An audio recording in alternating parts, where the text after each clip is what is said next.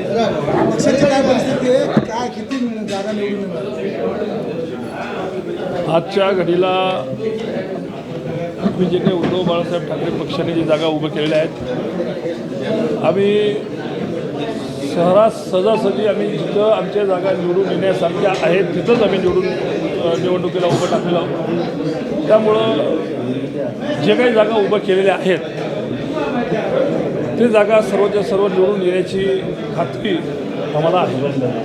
खासदार साहेब, अशोक चव्हाणांनी भाषणामध्ये असा उल्लेख केला आहे की हा कुणाचंही बटन, भाजपचं डाबा बटन हेच भाजपचं हिंदुत्व आहे, काय वाटतं? नाही, हे तर आपल्या सगळ्या पत्रकारांना सुद्धा माहिती आहे की ते जुमा किती दिवस झालं त्यांना हिंदुत्वाच्या गोष्टी करून, त्यामुळं त्यांनी हे गोष्टी करूच नाही असं माझं मत आहे.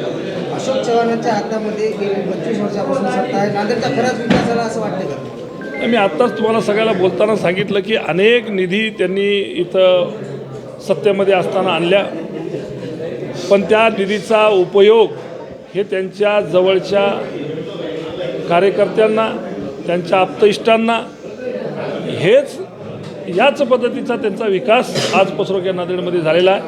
त्यांच्या पदाचा किंवा त्यांनी आणलेल्या निधीचा कुठंही सर्वसामान्य जनतेला त्याचा फायदा झालेला नाही आहे. खरं जर सांगायचं तर नांदेड हे तीर्थक्षेत्र आहे. इथे गुरु गोविंद सिंगजीची जन्मभूमी आहे.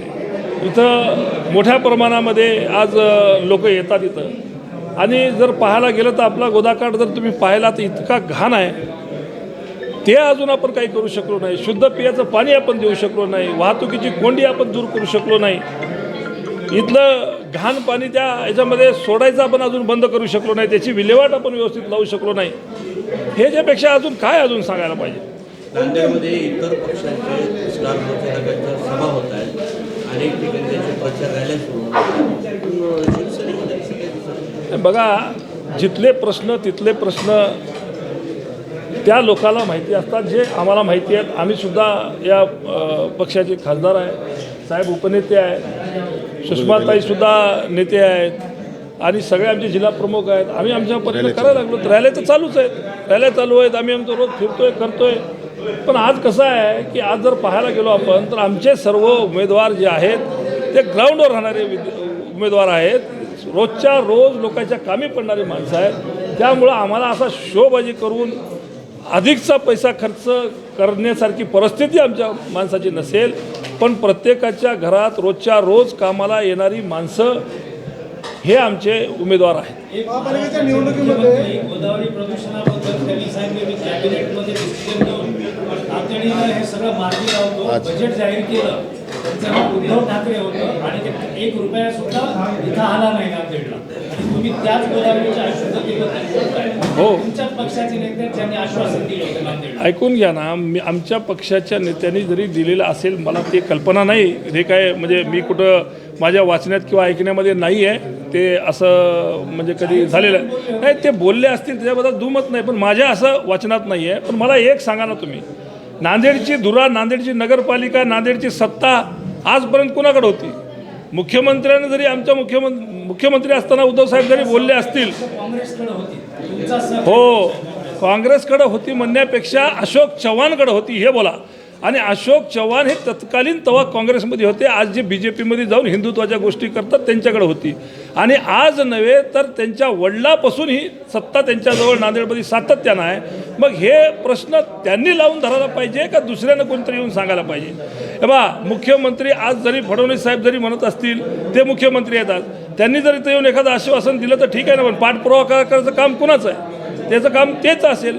आता यांना जर दुसऱ्याचं काही जर नाव होऊ द्यायचं नसेल, खोटं ठरवायचं असेल, नगरपालिकेची NOC असेल, नगरपालिकेचे कामं असतील, ह्या लोकांकडे होते, या लोकांना करायला पाहिजे होते. हां, शिवसेनेचे आमदार होते ना, पण त्यांना आमच्या पक्षात राहायचंच नव्हतं ना, मग ते पण गेले ना तिकडं.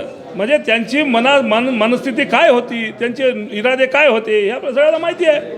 भारतीय जनता पक्ष हा सात्विक आणि हिंदुत्ववादी शुद्ध पक्ष आहे, तरी पण इथले नेते म्हणतायत की रोज खा मटण आणि दाबा कमळाचं बटन. काय तुमची हे मटण खायची त्यांना फार ओढ असेल किंवा त्यांच्यामध्ये त्यांना त्याच्यापेक्षा डिश कोणती चांगली नसेल, पण आता ते सात्विकता बित्विकता हे फक्त नावाला राहिलेली आहे. त्यांच्याकडे तसं कुठे हिंदुत्व आज बोलायले ते हिंदुत्व, याच्या अगोदर कधी हिंदुत्वाबद्दल बोलले ते? जोशी साहेबांच्या प्रश्नाला जोडूनच विरोधी पक्षाने मुंबईत अनेक आंदोलनं केली. जैन लोकांच्या विरुद्ध नॉनव्हेज खातात नाही, त्याचं समर्थन करता का? काय काय समर्थन आहे का विरोध आहे? जैन लोकांनी वासाच्या विरोधामध्ये तिथं आंदोलन केलं तर शिवसेनेनं त्यांना विरोध केला.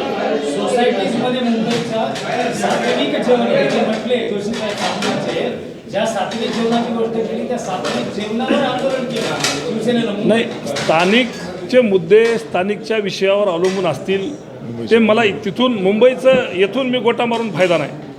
त्यामुळं माझं इथलं प्रश्न आपण सांगू शकतो. कारण हे बघ काय जे तुम्ही पत्रकारात तुम्हाला रोजच्या रोज वाचनात लिहिण्यामध्ये काहीतरी येते पण माझे नाही येत. त्यामुळं तिथला स्थानिकचा प्रश्न काय होता हे मी इथून नाही सांगू शकणार.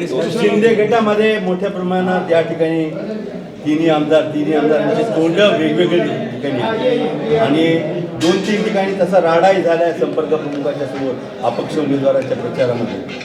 नेमकं काय वाटतंय? काय हीच परिस्थिती सर्वीकडे आहे. यांचेच पायपोश यांच्यामध्ये नाहीत आणि दुसऱ्याला उगाच बोट दाखवण्यामध्ये काही मजा नाही. फक्त एकच झालं आहे की ज्या निवडणुका ज्या पद्धतीने हे लढवायचा प्रयत्न करतात किंवा लढवत आहेत ते फक्त पैशाच्या जोरावर, सत्तेच्या जोरावर, याच्यापेक्षा मी त्याला दुसरं उत्तर काहीच नाही आहे. कुठल्याही प्रकारचं कामं खरा शिवसैनिक ग्राउंडवर राहणारा आणि लोकांच्या कामी पडणारा तो उद्धव बाळासाहेब ठाकरेचाच आहे. पत्रकार परिषद पत्रकार परिषद याच्यासाठी की आज पुसरोक समजा आम्ही आमच्या धामधुमीमध्ये असताना रोजच्या रोज आमच्या म्हणजे आम्ही 2-3 जण असतील ते काय आम्ही रोज फिरत असताना पत्रकार परिषद घेतली नव्हती आणि आज आपल्या सर्वांना बोलून घ्यावं, आमचंही मनोगत सांगावं, नांदेडकरांना तुमच्यामार्फत आमचा काही निरोप द्यावा या उद्देशाने आपली ही चलो.